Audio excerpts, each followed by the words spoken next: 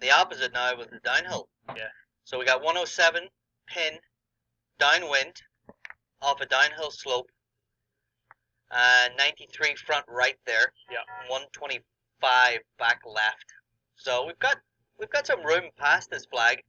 The big thing that we have to figure out is what club is it. So Right. 107 is generally. I will hit a sand wedge. 56, a little bit grip down probably would be my 110 club. 110. Okay.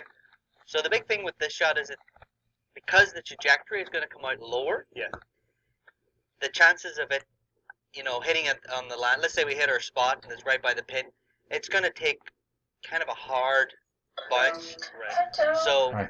I don't know if it's going to affect the distance that much. Right. Because you're going to be shaft leaning and it might actually go further. So your 110 club may be closer to 117, 118 because of the down slope. Gotcha. So you're going to have to do some in. adjustment. So we can either change clubs or we can actually move the ball up in your stance and just open the club face a little bit just to add a couple extra degrees.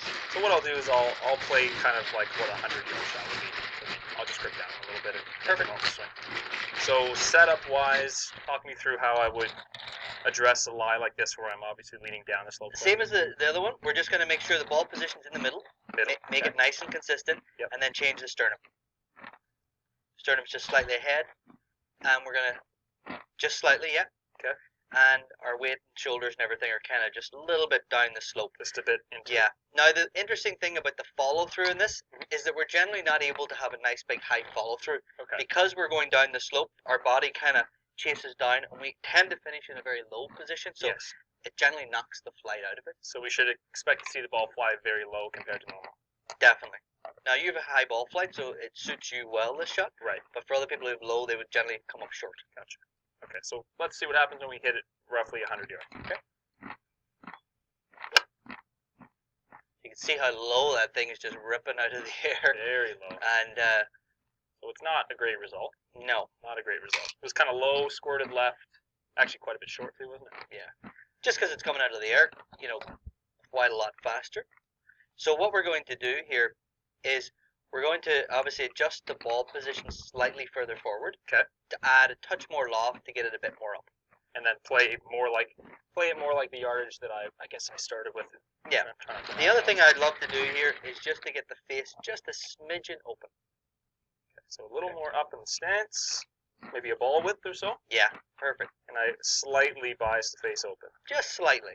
You might even be a touch open with your body line just to compensate for that little bit open face. And then go ahead and just make a normal swing. Still too low, eh? Slightly better, but not really. It went further. Yeah. So I need to make a little more extreme adjustment in that. What we're going to do is we're going to open up our body line even more. Gotcha. Faces like that, yeah. Yeah. A little more open here, and I still place the sure yeah, points because here. we need the contact. That's why we have to force that position. So we want the low point to still occur. Yeah, absolutely. That's better. There we go. That allowed me to get Through it much better. through it better, make better. So that's a pretty good shot. It spun back, but that's more of a function of not controlling the spin than anything else. But the big thing you can see when you've got these wedge shots here is that when you were laying up to the